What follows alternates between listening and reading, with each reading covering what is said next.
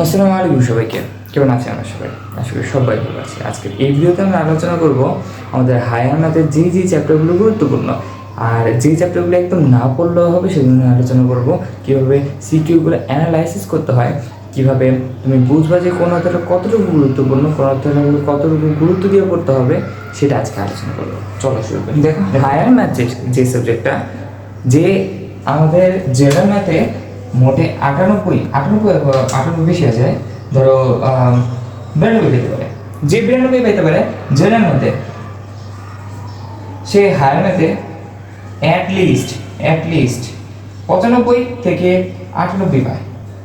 কারণ কি জানো, যে জেনারেল ম্যাথে বানায় যদি আসতে পারে, কিন্তু হায়ার ম্যাথে বইয়ের থেকেই আসে, 100% বই থেকে আসে, তেমন একটা পরিবর্তন করে।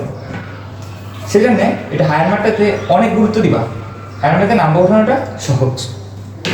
দেখো, প্রথমত আমাদের যে প্রথম চ্যাপ্টারটা, এটা হচ্ছে কি সেট ফাংশন। আমি তোমাদের এর আগের ক্লাসে বলছিলাম, জেনারেল ম্যাথে দেখে নিবে, কিন্তু ওখানে আমি বলছিলাম যে তোমরা প্রথম অধ্যায়টা পড়বা কি পড়বা না। এখন তুমি যদি হায়ার ম্যাথ থেকে পড়ো তাহলে ভালো, জেনারেল ম্যাথ থেকে পড়লেও হবে। প্রথম অধ্যায় তো সেট ফাংশন, জেনারেল ম্যাথেও আছে, হায়ার ম্যাথেও আছে, যেখান থেকে পড়ো। এখন এটাকে আমি 1 স্টারে রাখতে চাই, কারণ খুব একটা গুরুত্বপূর্ণ না। এটা 2 স্টারে রাখতে চাই দ্বিতীয় অধ্যায়টাকে। খুবই সুন্দর একটা অধ্যায়, ফাটাফাটি ধরনের একটা অধ্যায়, বীজগাণিতিক রাশি। এই অধ্যায়টাতে আংশিক ভগ্নাংশের যে পার্টটা, এটা সবচেয়ে বেশি গুরুত্বপূর্ণ, গতে আসে। আমরা এটি ভালো করে পড়বো। এটার মধ্যে আংশিক ভগ্নাংশ যেটা, এটি ভালো করে পড়বো। কি আংশিক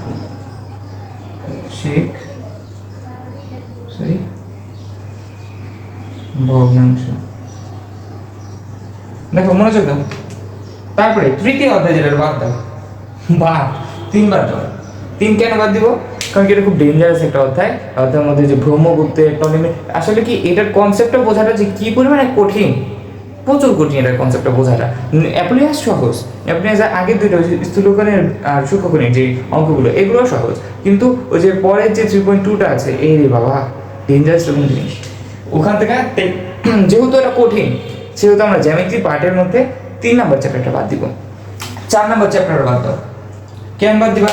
এখান থেকে কোশ্চেন হয় না, আসেই না পরীক্ষায়। তা না আসলে এখানে পড়ে লাভ কি? পড়ো না, এটা বাদ দিই চ্যাপ্টারটা। এখান থেকে এমসিকিউ কম আসে, আসবে কি এমসিকিউ? আসে কি এর মধ্যে? সমাবদ্ধ আছে। তারপর কি 4 গেল, 5 বাদ দাও। কেন 5 বাদ দিবা? কারণ 5 থেকে কোশ্চেন হয় না। সমীকরণ অধ্যায়টা যেটা, এটা যে পঞ্চম অধ্যায় আমাদের জেনারেল ম্যাথে আছে, এখান থেকেও কোশ্চেন হয় না, আমাদের হায়ার ম্যাথেও কোশ্চেন হয় না। তাই এখান থেকে পড়ে লাভ নেই, ষষ্ঠ অধ্যায় বাদ দাও। ষষ্ঠ অধ্যায় কেন বাদ দিবা? ষষ্ঠ অধ্যায় অসমতা থেকে কোশ্চেন হয় ভালো, তুমি বলো, কোশ্চেন ভালো হয় না। সপ্তম অধ্যায়, এটা একটা সুন্দর অধ্যায়, এটা তুমি 2 স্টারের মধ্যে রাখতে পারো। এটা হচ্ছে আমাদের অসীম ধারা। কি ধারা? অসীম ধারা। এটার মধ্যে কয়েকটা সূত্র আছে, সেই সূত্রগুলো একটু মনে রাখতে পারলে হয়ে যায়। যেমন আমাদের ওই যে a into 1 minus r to the power n divided by 1 minus r, এই যে সূত্রটা, এই সূত্রটা সব জায়গায় লাগাতে পারবো। তারপরে যে আমাদের যে কোন শর্তগুলো আরোপ করলে অসীমতম সমষ্টি থাকবে কি থাকবে না, এগুলো যে অঙ্কগুলো আছে না, এগুলো গুরুত্বপূর্ণ, এটা পড়বা। এটা সুন্দর একটা অধ্যায়, এটা ভালো একটা অধ্যায়, এটা পড়বা। তারপরে কি অষ্টম অধ্যায় আসো। অষ্টম অধ্যায়ে আমি ইয়েতে রাখবো, 3 স্টার রাখবো। ত্রিকোণমিতি, ফাটাফাটি একটা অধ্যায়, সুন্দর একটা অধ্যায়। আমরা সবাই জানি ত্রিকোণমিতির অধ্যায় থেকে অ্যান্সার করা অনেক সহজ, তাই না? আমি ক্লাস নিয়েছি, আমার যে ক্লাসগুলো মনোযোগ দিয়ে দেখলে তুমি একটা জিনিস মনে রাখতে পারো, যে তুমি যদি ওই ক্লাসগুলো দেখো, তুমি ত্রিকোণমিতি যেমনিই নাও না কেন, আন্দাজে করে করলেও তুমি পারবা। কারণ কি, ত্রিকোণমিতি জিনিসটাই এরকম যে তুমি ট্যানের কসে নিতে পারবা, কসের ট্যান নিতে পারবা, তারপরে সাইনে নিতে পারবা, যে কোনো অনুপাতকে যে কোনো অনুপাতে নেওয়া যেতেছে। তাই যে কোনো ভাবে যদি আগাও, তুমি যে কোনো ভাবে খালি প্রমাণ দেখে দেখে আগেই লেখা যায়, বুঝছো? তারপরে নবম অধ্যায় কি আছে আমাদের?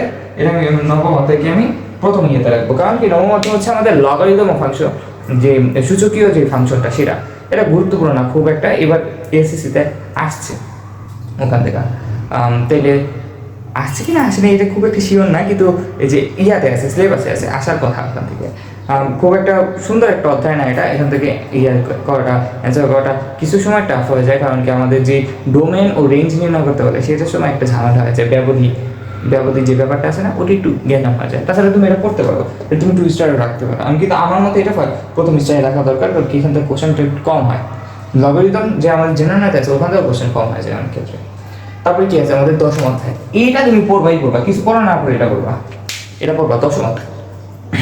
দশম অধ্যায়টা কারণ কি, দশম অধ্যায় আমাদের আছে দ্বিপদী বিস্তৃতি, সুপার সহজ। আর বড় ক্লাসে কিন্তু এই অধ্যায়টা আছে, এই অধ্যায়টা কিন্তু সেম টু সেম আছে। এখন পড়লে তুমি বড় ক্লাসে পেয়ে যাবে একদম সহজ হবে, তাও ওটা ফার্স্ট পেপার না সেকেন্ড পেপারে আছে। আচ্ছা দেখো, দশম গেল, তারপরে কি আমাদের 11তম অধ্যায়, এই অধ্যায়টা ভালো করে বলবো, স্থানাঙ্ক জ্যামিতি, খুব সুন্দর একটা অধ্যায় স্থানাঙ্ক জ্যামিতি। স্থানাঙ্ক জ্যামিতি আর তারপরে অধ্যায়টা 12, সরি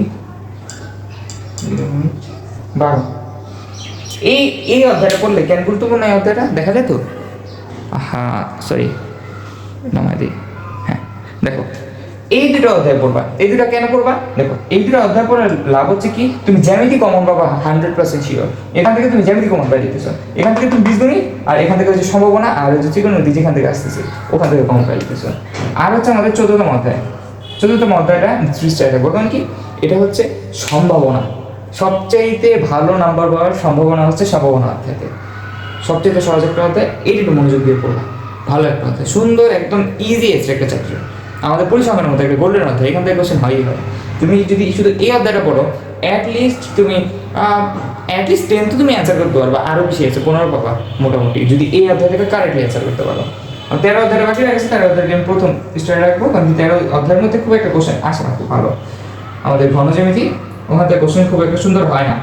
সেখানে এইভাবে এই জিনিসগুলি তুমি যদি মাথায় রাখতে পারো এই চ্যাপ্টারগুলো, তাহলে তুমি ভালো একটা রেজাল্ট করতে পারবে। কারণ কি, যে চ্যাপ্টার যতটুকু গুরুত্বপূর্ণ তুমি যাকে ততটুকু গুরুত্ব দিতেছো, তুমি যে জায়গায় যাবা দেখবা, কোনো জায়গায় গেলে তুমি একটা জিনিস খেয়াল করবা যে আমাদের এরকম হয় যে বেশি কথা বলে ওকে কেউ দাম দেয় না। এই যে এই চ্যাপ্টারগুলো ফালতু কথা ফালতু লাভ করে, এই জন্য এই চ্যাপ্টারগুলো বাদ দাও, এদের দাম দিও না, এদের দিয়া তোমার কোনো লাভ হবে না, বুঝছো। তারপরে এই যে এই চ্যাপ্টারগুলো দাম কতটুকু সেই হিসেবে তুমি এই চ্যাপ্টারগুলো একটু কম বেশি করে পড়বা। আর এই চ্যাপ্টারগুলো পড়বে ঠাড়া মুখস্থ করতে করে পড়বা, আমি বলতেছি না কিন্তু মুখস্থ করো, হ্যাঁ মুখস্থ করে নেবার, এগুলো ভালো করে পড়বা, পড়লে লাভ কি, এগুলো যদি ভালো করে পড়তে পারো তাহলে তুমি ভালো একটা রেজাল্ট করতে পারবা। আর এখান থেকে আসবেই আসবে 100% শিওর, তেমন মনোযোগ দিয়ে এই চ্যাপ্টারগুলো পড়বা। আজকে তো এখানে বিদায় নিচ্ছি, পরবর্তীতে আমরা ফিজিক্স নিয়ে কথা বলবো, ফিজিক্সের কোন অধ্যায়গুলো কত গুরুত্বপূর্ণ।